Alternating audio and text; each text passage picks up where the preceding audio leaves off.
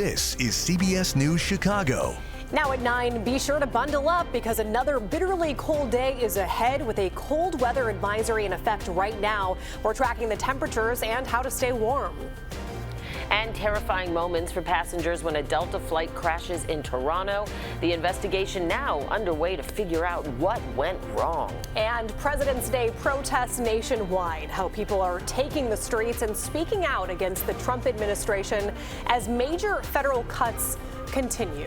Good morning, everyone. I'm Dana Kozlov. And I'm Jackie Kostek in for Audrina this morning. Thanks again for being with us. We have a few school closures and e-learning days that are happening this morning because of the cold weather. You can see them on your screen or on our website. We'll have them on the bottom of your screen throughout the show. We're under a weather alert again today for another very cold day. So let's start with meteorologist Laura Bannon in our First Alert Weather Center. Good morning, Laura. Hey, good morning. Yeah, here's a look at some of the wind chills between 6 and 8 o'clock this morning. Awfully low. DeKalb came in with a wind chill of -29. Chicago O'Hare -22. Kankakee not too far behind, -17 degrees. And we still have feels like readings that are rather low this morning. We're at -16 O'Hare, -15 Aurora. That's Midway there. Aurora is at -23 degrees. We have that cold weather advisory in place for a couple more hours here until noon. Afternoon weather, we've got sunny skies, temperatures still struggling. We go into the double digits, a high of 11 with a wind chill sitting right around 0 degrees for the afternoon. We do have some warmer days in your First Alert forecast. I'll share that part of the forecast coming up here in just a little bit. All right, Laura, thanks so much. There are hundreds of warming centers that are open throughout the day and the next few days ahead. That's right. There are lots of places for people to go if they need to stay warm. Our Darius Johnson is live at one of them right now in West Humboldt Park. And Darius, have you seen a lot of people there? They've been using it overnight? Hey there, ladies. Good morning. Yes, when we first arrived around 4:30 this morning, we already saw a couple of people who stayed here overnight. Since we've been here, we've seen more people who have been walking in and walking out as the sun began to rise. Many people coming in to just get warm for a couple of minutes and then go about their day. Others choosing to stay here for quite some time. And again, this is just one of hundreds that are available to people. Right now, we are at the Salvation Army Freedom Center in West Humboldt Park, where they opened their doors for those who are seeking refuge. It's open 24/7, and while one side serves as a shelter, the other side serves as a warming center. In addition, the Salvation Army also operates the city's 311 shelter transportation system, helping people who need a ride get to a shelter. Now, this is an additional resource aside from the nearly 300 warming centers operating in the city. Right now, 6 community centers are serving as warming centers, and that group of nearly 300 includes Chicago Park District field houses, police stations, and public libraries. All of those, they just opened at 9 o'clock this morning. They will be open until 5 this evening. In addition, there are also 21 senior centers that are open as well. Those opened up about 30 minutes ago at 8:30. Just last night at Chicago O'Hare, take a look at this video. You can see many people bundled up as they made their way from the terminal to the rideshare pickup to grab a Uber or a Lyft. Many of those people tell us they were coming from warmer places and they were not prepared for the biting cold. Take a listen to what they had to say. It was 77 and it is what now, -20, and that you cannot get an Uber without walking outside is crazy. That's O'Hare's construction. Now, again, aside from the warming centers that I mentioned right here in West Humboldt Park and also throughout the city of Chicago, there are also others available to people who may be in the suburbs, like the Batavia Police Department and also in Evanston, where there are various locations for people to come in and stay warm. Again, some of these places are open daily, while others, a select few, may be open overnight. We're live this morning at the Salvation Army in West Humboldt Park. I'm Darius Johnson. Dana and Jackie, back to you. Darius, thanks so much. Well, a person was hit by a freight train during the morning rush hour. This happened near Winfield close to 7 a.m. Metro says the person was walking too close to the tracks. They did go to the hospital, but officials have not given their condition. Metro trains stopped running between Elburn and Wheaton while officials responded. And now to a breaking news update. At least 21 people are hurt after a Delta flight crash landed upside down in Toronto yesterday afternoon. This morning, 2 runways at that airport are now closed for an investigation into what went wrong. CBS's Jared Hill shows us video of the crash as it happened. A new look at a terrifying landing. This video obtained by TMZ shows the moment a Delta Airlines plane crashed, then flipped over at Toronto Pearson International Airport Monday afternoon. Our plane crashed. Later, a passenger cell phone video shows the plane upside down with the wings and tail ripped off. All of a sudden, everything just kind of went sideways. And then the next thing I know is kind of a blink and I'm upside down, still strapped in. Toronto's fire chief says at least 18 people, including a child, were taken to the hospital. But miraculously, all 80 people on board, 4 crew and 76 passengers, survived. There was no loss of life, and this is in due part to our heroic and trained professionals. Now, the investigation into what went wrong. The plane, operated by Endeavour Air, flying from Minneapolis-St. Paul International Airport, crashed around 2:30 in the afternoon. Meteorologists say there was blowing snow in Toronto, visibility down to 6 miles, with winds gusting up to 40 miles per hour. It's really important that we do not speculate. What we can say is the runway was dry and there was no crosswind conditions. Canada's Transportation Safety Board is taking the lead on the investigation. A small team of U.S. investigators from the National Transportation Safety Board and Federal Aviation Administration will assist in the probe. Jared Hill, CBS News. Delta is also sending a response team to Toronto and is working with passengers impacted by the incident. Canadian officials say that 22 people on board the flight were Canadian. A 23-year-old man goes before a judge today after being charged in a car crash that killed an off-duty Glenview police officer who was on his way to work. Investigators say Christopher Lopez drove into oncoming traffic on Northwest Highway near Main Street in Barrington early Sunday morning. They say he hit and killed 43-year-old Robert Frick, who was heading to work. Prosecutors charge Lopez with reckless homicide. CBS News Chicago will be there when a judge decides if Lopez will be detained or released before trial. Cook County and neighboring departments are helping cover shifts for Glenview police so that they can grieve their coworker. Two workers at Provident Hospital are recovering after a patient attacked them. This happened yesterday in the emergency room of the Bronzeville Hospital. Police say the patient stabbed one of the workers in the chest with a sharp object, but he is expected to be okay. Officers took that suspect into custody. Talks between the U.S. and Russia are wrapped up for the day. Secretary of State Marco Rubio and Russian officials are in Saudi Arabia to discuss the end of the war in Ukraine. Secretary Rubio says ending the war will require concessions from all sides and that Europe will be part of the talks. But there were no Ukrainian officials at today's meeting. Ukrainian President Volodymyr Zelensky says he was not invited to the talks and said his country won't accept any decisions made if Kyiv doesn't take part. The White House also confirmed the acting commissioner of the Social Security Administration stepped down after members of the Department of Government Efficiency tried to gain access to the agency's main database. We're told she refused access. And the food chief at the FDA has resigned because he didn't agree with the Trump administration's agenda to, quote, make America healthy again. Jim Jones oversaw food safety and nutrition, including policy changes for labeling food as healthy and banning the use of red dye number 3. From coast to coast, people took to the streets participating in President's Day protests. These demonstrations were held across the country, organized by the 50-51 movement and dubbed No Kings on President's Day. Dozens of protests were held in big cities, with hundreds marching and speaking out against the Trump administration's latest actions, like ramping up mass deportations, restricting transgender rights, and cutting federal spending. There are things that do need to be cut. There is waste, but it needs to be done in a manner that Congress is involved in.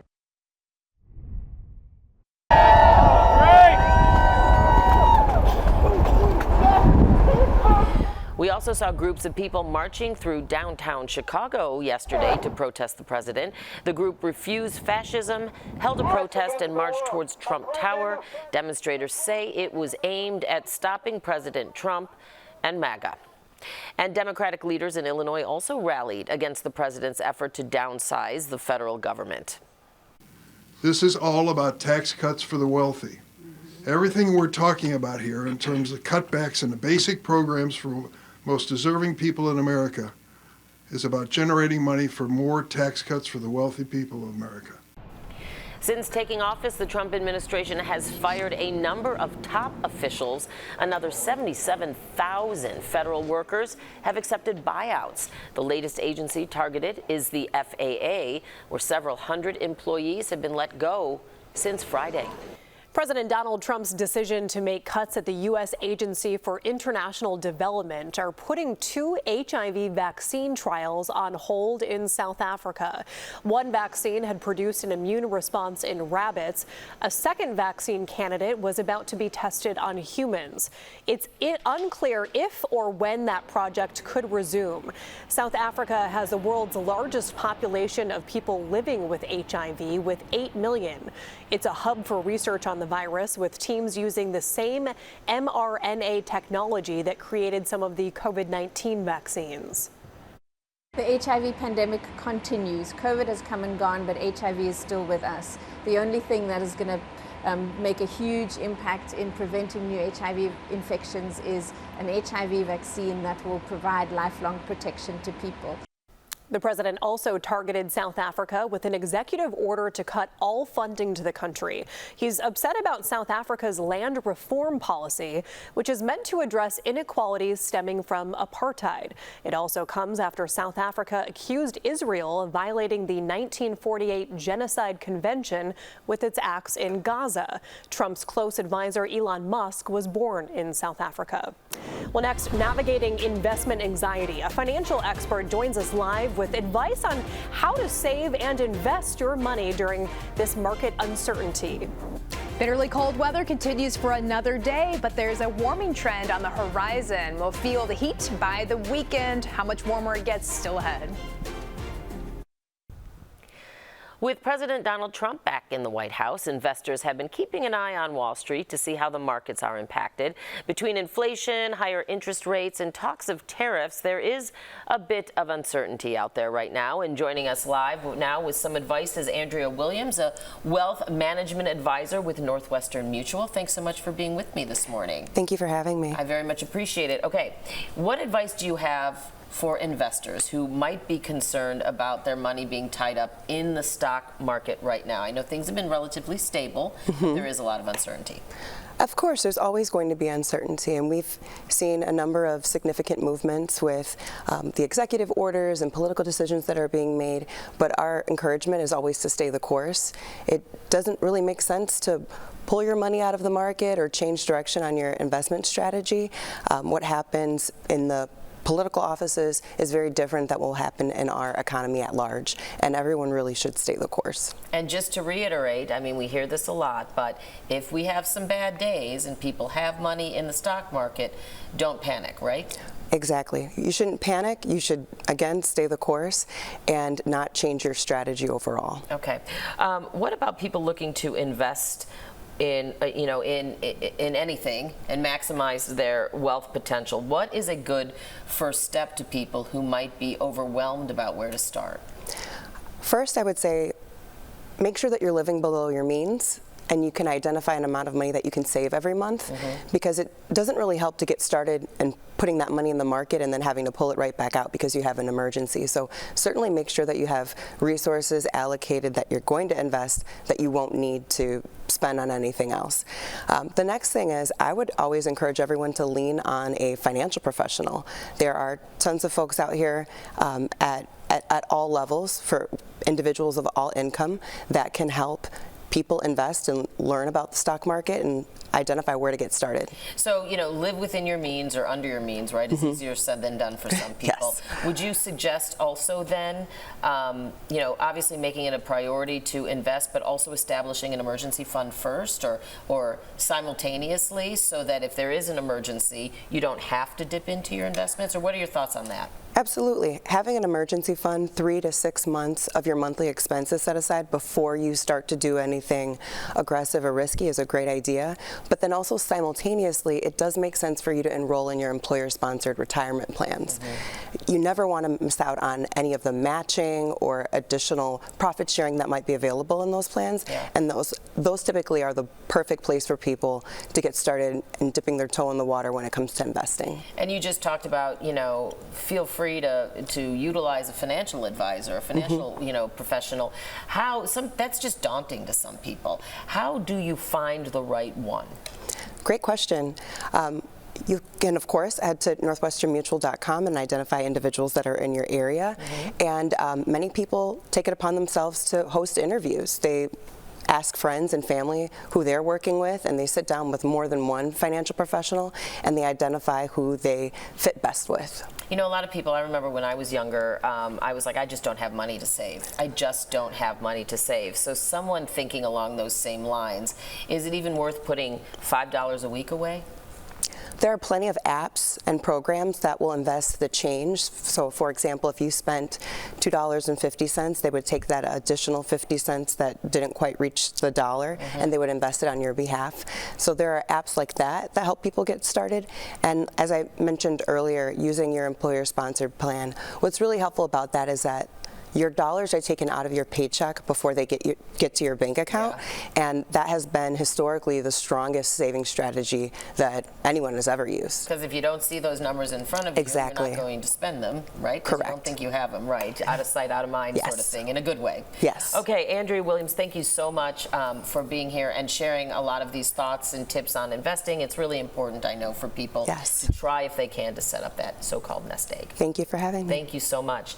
Let's toss it over to Laura now for a look at our weather. Hey there, yeah, we've got a nice warming trend ahead of us, really bitterly cold as we look at our morning temperatures and our highs too, especially here in the short term. Today's high 11 degrees, we go to 15 tomorrow, shifting through the 20s and then making some big gains for the weekend. We are going to be above average by the end of the weekend next week. Several days potentially tapping into the 40s, which sounds great, especially on a cold morning like this. Cold weather advisory in place until noon today. So we're looking at wind chills that have dropped down as low as 29, minus 29 out toward DeKalb, and we still have numbers that are very low here this morning. Below zero, this is just your actual air temperature, not factoring these bitter breezes that we do have in place this morning. A slight breeze doesn't take much to push those wind chills down low. In fact, this morning right now, we're seeing at least a slight improvement, but again, emphasis on the slight there. Really not seeing much of a change up from earlier. Negative 26 out toward DeKalb, negative 23 Aurora. You see temps well below freezing out toward northwest Indiana. Your feels like readings, that is, here this morning. Afternoon weather, easier on the eyes, still fairly brisk out there with wind chills in the single digits. Tomorrow morning, minus 10 to minus 20. So still very cold tomorrow morning. We're just not at advisory criteria for your Wednesday. Going to a high of 11 degrees here today. Partly sunny skies, bitter wind chills tonight at the low 1 degree. You've got feels like temperatures that are low once again. Tomorrow, some flurries in the area. Not expecting much in the way of accumulation. May see at least some minor accumulations across northwest Indiana. 7-day forecast, we go to the 20s through Thursday and Friday. Saturday, how about this? 32, upper 30s and 40s by the early part of next week. So true Chicago weather fashion, one extreme to the next. All right, in true Chicago fashion, I'm sure traffic's not really moving along too much, but that's where we go to Chris for an update on what's happening out there. Hi there. Hi, Laura. Speaking of one extreme to the next, yesterday we had the President's Day holiday and nary a soul was out there. It was very quiet. Today, it's completely a different matter. There's a lot of folks that are out there. We've had some incidents on the rail lines and getting into and out of Chicago. So this is what it looks like right now. Our core expressways are glowing red. Unfortunately, we had an incident on the Metro UP West line. An individual was contacted by a train, believe it was a freight train in the Winfield area. And UP West is only running between College Avenue and Wheaton and Ogilvie Station due to that incident in Winfield. So maybe the UP West line or BNSF, they've got their track issues all straightened out in Cicero on BNSF, so that's back to normal again. Injury crash northbound Woodward Avenue in Downers Grove is closed from Prentice Drive up to 63rd Street there. That's a serious crash with extrication, so sidestep east to Dunham Road. Up in Lake Forest, we got an injury crash. Somebody hit a tree. That's also an extrication crash, southbound Waukegan Road south of 176, so sidestep east to Route 41. Chris Haberville, CBS News Chicago. All right, Chris, thank you. Well, next, a special surprise for 3 young patients at Advocate Children's Hospital. How they're getting ready to experience spring training with the Cubbies. How exciting! And in today's Jumpstart, an event bringing wine and shopping together. That sounds dangerous in a good way. We've got a preview of the upcoming Winter Wine Walk happening in Roscoe Village. Well, 3 kids are getting a big send-off this morning to enjoy spring training with the Cubs. Yeah, they're all heart patients at Advocate Children's Hospital, getting an all-expenses-paid trip to Arizona. So 9-year-old Gerald Krull, 15-year-old Mary Alice Coons, and 10-year-old Patricio Leyva are leaving for spring training today from O'Hare Airport. They'll fly to Mesa on American Airlines and spend 4 days as VIPs, getting to meet Cubs players and watch games as well. That's so fun for them. What appears that a big rugby match is coming to Soldier Field. In about an hour, Mayor Brandon Johnson's making an announcement about that. He'll join the Chicago Sports Commission for their international rugby match announcement. Sports promoter TEG Sport will also be at Soldier Field. It's not clear what teams might be playing in it, though, but it seems the city is trying to give the sport a boost. Chicago has a professional men's rugby team, by the way, the Hounds. Jackie actually met them in a Jumpstart. Yes. And just weeks ago, we learned a brand new pro women's rugby league is putting one of its teams in Chicago for its inaugural year. That is pretty cool. You know, I'm still recovering from a rugby injury from the morning I spent with them, because I don't remember what it's called, but they lift you up. I'm not really recovering still, but I was gonna say, but they threw the ball at me, and the first time it ricocheted off one of my fingers, and I jammed it pretty good. Oh, yeah, so you should be playing women's rugby. Yeah, right, exactly. Yes, you can't play with the boys on that one. Well, a new move to make abortion care more accessible. What Planned Parenthood of Illinois is doing to make options more available. And this woman fought skin cancer for 15 years, but now she's cancer-free thanks to a breakthrough in cancer treatment using her own immune system. A doctor from U Chicago Medicine explains how it works.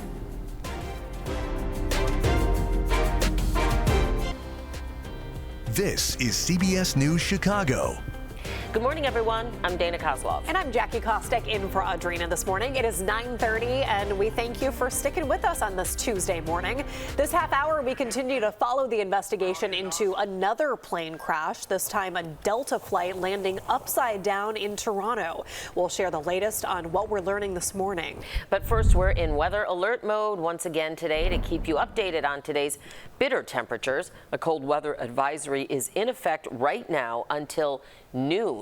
And meteorologist Laura Bannon is here to track all of that for us. And Laura, eventually we'll get to the weekend, and that will feel a little bit better. But it's gonna be a rough week for us here. A slog is a good point. It's the same song and dance that we do every single week. We just got to get to the weekend. This time, though, we're just got to get over this cold. The weekend weather is going to be much nicer, and also temperatures headed above the norm. Right now, I mean, this is nothing out of the ordinary. We do get these cold little blasts. We're not talking about records this morning. The low was -5.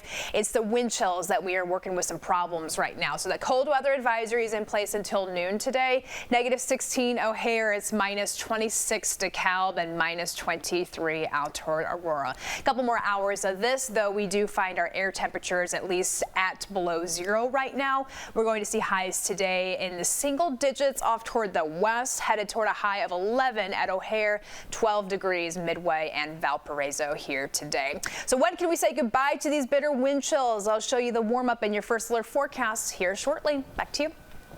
All right, Laura, thanks so much. Dramatic video into our newsroom this morning of the Delta flight that crash landed upside down in Toronto yesterday. All 80 people on board survived, but at least 21 people were injured, with 2 people still in the hospital. Marissa Perlman has the latest on this investigation and the question many are asking: how did this happen?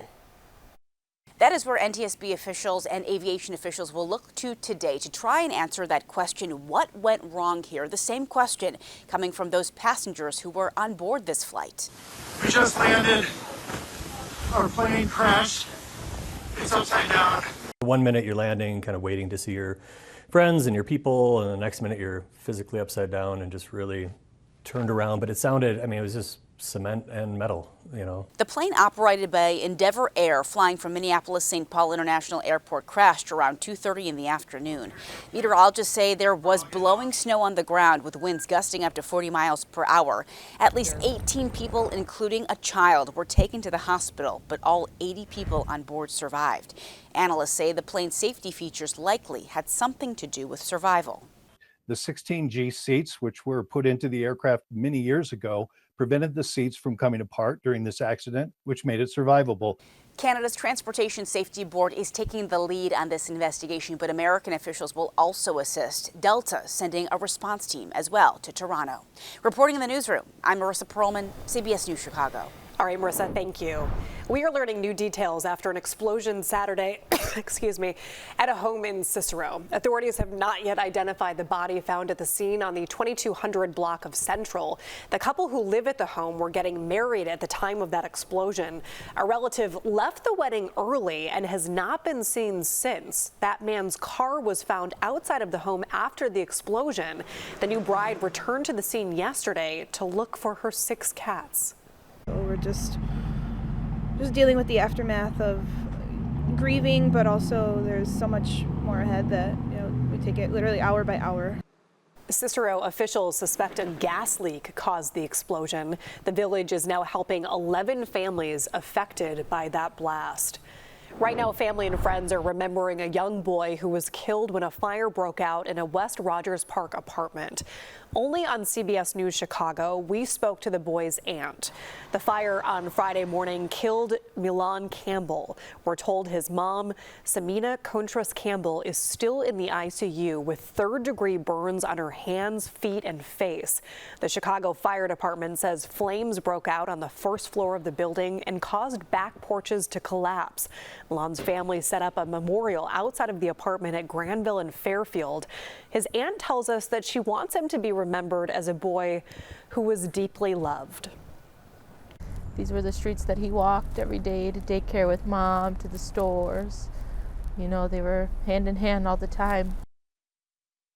Says Samina lost her husband last year and was raising their 2 sons on her own. The younger boy was at daycare when that fire happened. The Senate is expected to vote on several of President Trump's nominees today, including Kash Patel for FBI director. The Judiciary Committee advanced his nomination along party lines. Democrats called his statements about January 6th defendants disqualifying. Patel held a number of national security roles during the first Trump administration. Planned Parenthood is expanding abortion access using medication through an app. It comes less than a month after Planned Parenthood announced it would close 4 clinics in Illinois, including one in Inglewood. It's called Planned Parenthood Direct. Patients can use the app to get birth control, emergency contraception, treatment for UTIs, and now medication abortion. It's meant to help Planned Parenthood serve the influx of patients coming from states restricting abortion access. Planned Parenthood will close 4 of its clinics in Illinois in March to deal with a financial shortfall due to more patients, higher health care costs, and an uncertain future under the Trump administration. And in today's Health Watch, it's a breakthrough in cancer treatment, and U Chicago Medicine is one of the first hospitals to offer it. Our Joe Donlin found out that it could turn into an entirely new way to fight the disease. Ala Pinsour has been fighting skin cancer for around 15 years, but not anymore. I am cancer-free, not even in remission, so cancer-free. She was first diagnosed in 2009, but after years of surgery and treatment, the cancer started spreading to other organs. It kept coming back every 6-7 months. So her doctor signed her up for a new kind of treatment. It uses the patient's own tumor-fighting T cells, called tumor-infiltrating lymphocytes, or TILs. By taking those TILs out of the patient and then expanding them and activating them in the lab, we go from maybe millions of T cells that we find in the tumor and expanding it to billions of T cells, and then we infuse that back into the patient. Dr. Daniel Olson is an oncologist and researcher at U Chicago Medicine. Most of the complex biology of this process is already happening from the patient's immune system. And so we're taking advantage of something that happens for reasons that we understand to some extent, but for also reasons that we probably don't understand fully. And we're leveraging that to create a therapy. First, there is a surgical procedure. U Chicago Medicine gave us these graphics to show you the 5-step process. Doctors remove a piece of the tumor and extract some of those TIL cells. Then they have them boosted at a lab, give the patient chemotherapy, and put the TIL cells back in the patient where they fight the tumor. Afterward, the patient can recover. Having a therapy like this is wonderful. I mean, personally, it feels great to be able to offer patients a chance at cure, a chance at long-term remission. The concept has been around for decades, but the actual treatment was just approved last year. U Chicago Medicine says it's the first to offer this treatment in the Midwest. To be able to have this is, amazing, but it's also what we think is just the start. Dr. Olson is hoping it's the first step in a whole new way of treating cancers like the one that was threatening Pinzor's life. I'll be able to probably see my daughter getting married, my son graduating from medical school. I did not know if I'm going to be able to see any of those things. It's a miracle. I call this miracle. Not everyone will have the same results as Pinzor, but Dr. Olson says researchers are already working on ways to use the same kind of treatment to fight other types of cancer like lung, cervical, colon, and breast cancers. And next, an event mixing wine and shopping. We are at Roscoe Village Bookstore, or at a Roscoe Village Bookstore, getting a first look at the upcoming Winter Wine Walk. Can't wait for that. And the time is 9:38. We have a weather alert here this morning for bitterly cold temperatures, a cold weather advisory in place until noon. Things will be changing in the coming days, eventually getting up above freezing. I'll show you some of those warmer days. Universal Weather forecast here shortly.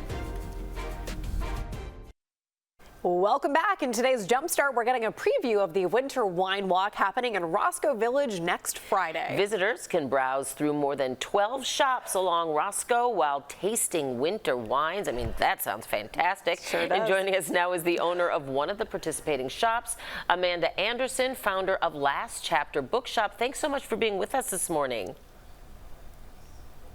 Yeah, thank you so much for having me today. Okay, now how did you end up being part of the Winter Wine Walk in Roscoe Village, and why did you want to take part? Yeah, so I joined the chamber about a year ago or so when we opened, and when they talked to me about the Winter Wine Walk, I knew that it was something that we absolutely wanted to be a part of. As a romance-only bookstore, wine and books just really go hand in hand, and I'm so excited to be a part of it again this year. Oh my gosh, I didn't realize it was a romance-only bookstore. So, I mean, obviously there's been a huge uptick in people purchasing romance books. Can you sort of just give us some titles, or maybe not titles? I think this is fascinating. I didn't know that either, honestly. So why romance only? And yeah, what are some of your top sellers right now? Yeah, so why romance only was I really wanted a space that just created and celebrated what romance is for not only me, but for, I think, the publishing community as a whole. And I really just wanted a place that celebrated that, a place that emphasized the community that we have, and really just to become a pillar within the romance community for people to find themselves, whether they're a new reader, they are seasoned reader, just be able to find themselves in all of that. And I have some of my favorite titles ever here. Ooh. So I have Beautiful Broken Love by Shanora Williams, which my thing is I love books that make me cry and feel all of the feels, and this one definitely did that.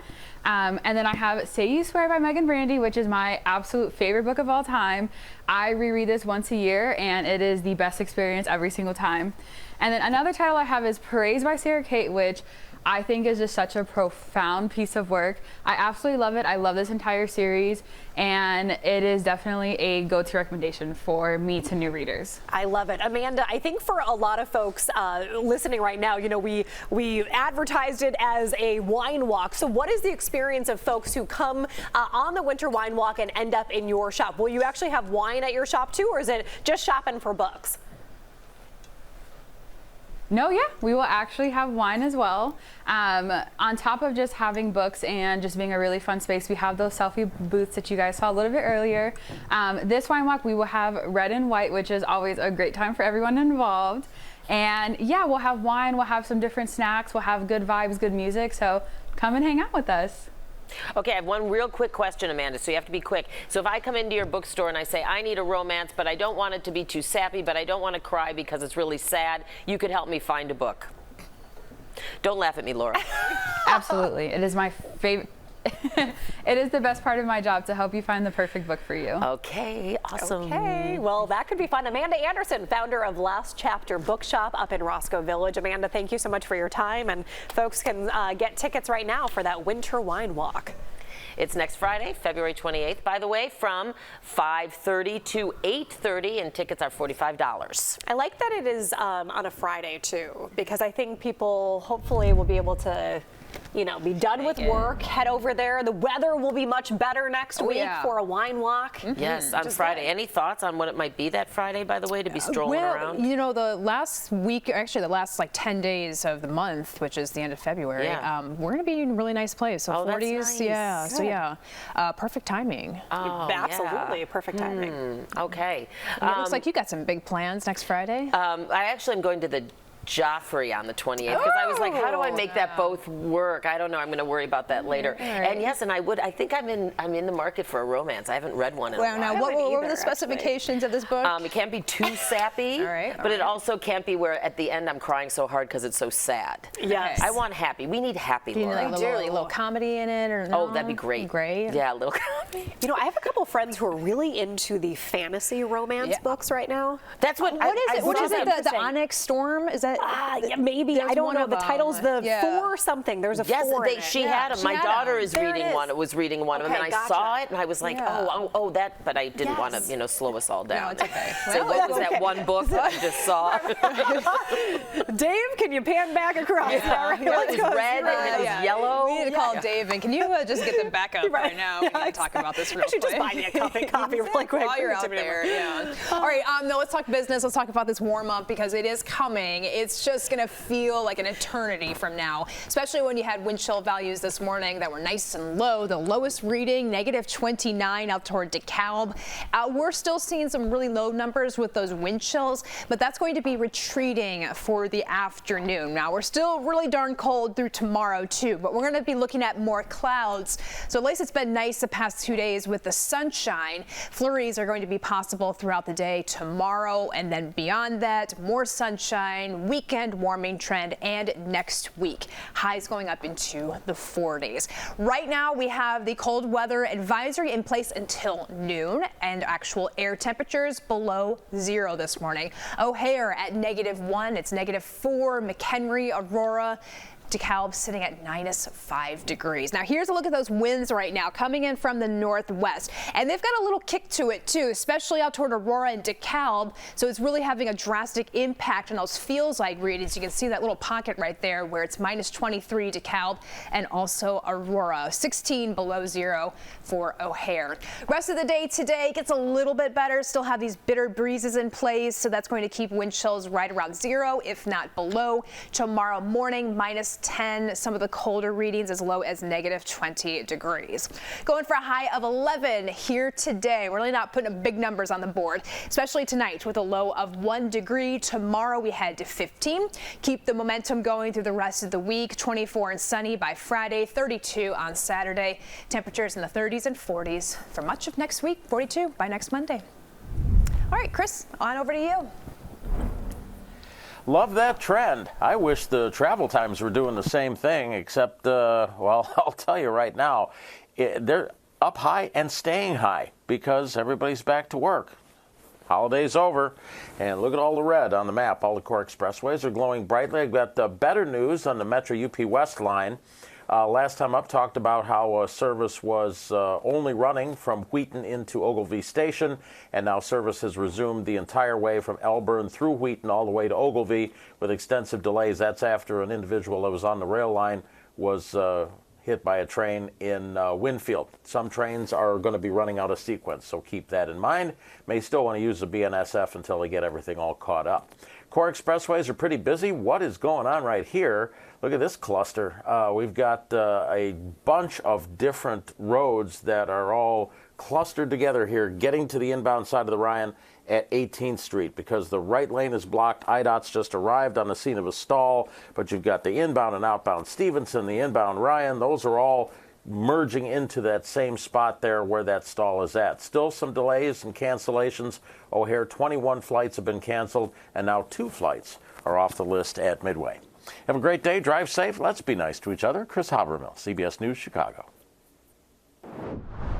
Yo, what's up? It's your favorite neighborhood historian, Dilla, and I believe that everything dope about America comes from Chicago, including some amazing black history. Did you know that Chicago was formerly home to not only the first ever black man to be a general in the United States Army, but was also home to his son, who would go on to be the first ever brigadier general in the United States Air Force. I'm talking about Benjamin Davis Sr. and Benjamin Davis Jr. Benjamin Davis Jr. studied at the University of Chicago, and after that, a United States congressman from Chicago by the name of Oscar Dupree, well, he would recommend him for West Point, where Benjamin Davis Jr. would be one of the first 5 black folks to ever graduate from West Point. From there, he was stationed in Tuskegee, and after the start of World War II, he would be one of the commanding officers for the very famed and monumental Tuskegee Airmen. Following that, he had an illustrious career where he served as a mentor and a trainer for all types of individuals across multiple demographics to train them in the proper ways of being a soldier. He became an all-around hero. It takes a lot of moxie to become the first ever brigadier general in the United States Air Force when you're an African American. It just proves the point that a lot of amazing things can come from our city, including black generals. Welcome back, everyone. Here's a look at the stories that we're keeping an eye on today. A judge is expected to decide today if 23-year-old Christopher Lopez will be released after being charged in a car crash that killed an off-duty Glenview police officer.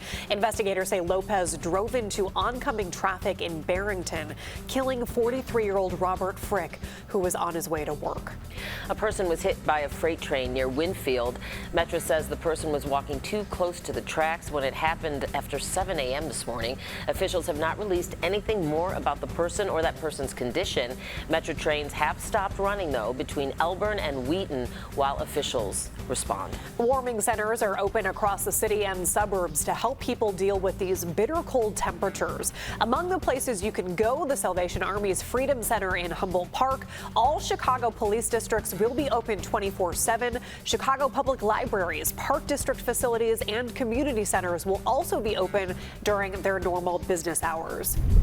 And it is a morning where you definitely want to bundle up. We do have wind chills that are well below zero. The lowest reading this morning was out toward DeKalb, minus 29 degrees. Believe it or not, we're not talking about record cold or anything like that. It is just flat out cold, though. 11 for the high today, 15 tomorrow, 20s Thursday, Friday, and I'm always looking forward to the weekend. We always are. Always. And especially this one. Oh, yeah, 32. When you're excited about 32, Yeah, right, it's like when it barely hits the, How about 38? That's a problem. I mean, stop it, Laura. I got Stop one it. more for you.